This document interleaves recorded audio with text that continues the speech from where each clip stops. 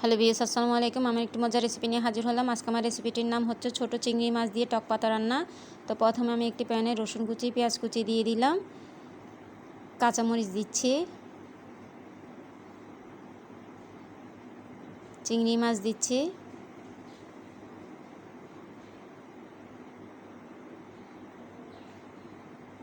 পানি দিচ্ছি,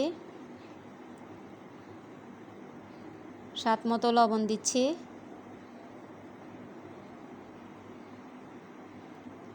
এক চা চামচ হলুদের গুঁড়া দিচ্ছি, 1 টেবিল চামচের মতন মরিচের গুঁড়া দিচ্ছি,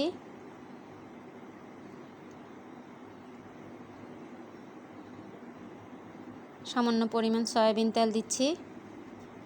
আর এগুলোকে আমি ভালো করে ফুটিয়ে নিব। আর এই টক পাতাটা কিন্তু বর্ষাকালে পাওয়া যায়। তো দেখতে পাচ্ছেন ফুটানোর মধ্যে আমি টক পাতাটা দিয়ে দিচ্ছি। আর এইভাবেই টক পাতাটা রান্না করতে হয়। এটিকে কার কোন অঞ্চলে কী নামে ডাকা হয় অবশ্যই কমেন্টস করে জানাবেন। আমরা চট্টগ্রামবাসীরা এটাকে টক পাতা বলে থাকি। আর এটা কিন্তু পাহাড়ে হয়ে থাকে বেশিরভাগ। আর এটা রান্না করার সময় একটু কালার চেঞ্জ হওয়ার সাথে সাথে নামিয়ে ফেলতে হবে, দেখতে পাচ্ছেন। তো আমি আরেকটি প্যানে তেল গরম করে একে একে রসুন কুচি, পেঁয়াজ কুচি দিয়ে দিলাম। আর এগুলো বেরেস্তা করে আমি টক পাতার উপর দিয়ে দিব। খুবই মজাদার একটি খাবার, গরম ভাতের সাথে খেতে খুবই ভালো লাগে।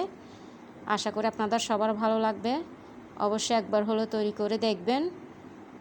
আমার চ্যানেলটিকে অবশ্যই লাইক, শেয়ার এবং সাবস্ক্রাইব করে দিবেন।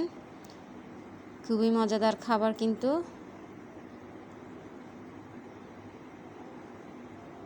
আর এই শাকটাতে কিন্তু প্রচুর পরিমাণে ভিটামিন সি থাকে, যেটা সবার শরীরের জন্য খুবই ভালো। দেখতে পাচ্ছেন মাশাআল্লাহ কতটা লোভনীয় দেখাচ্ছে। ছোট বড় সকলেই পছন্দ করে থাকে।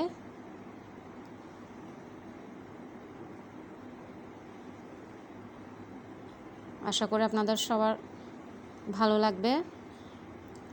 তো দেখার জন্য সবাইকে ধন্যবাদ।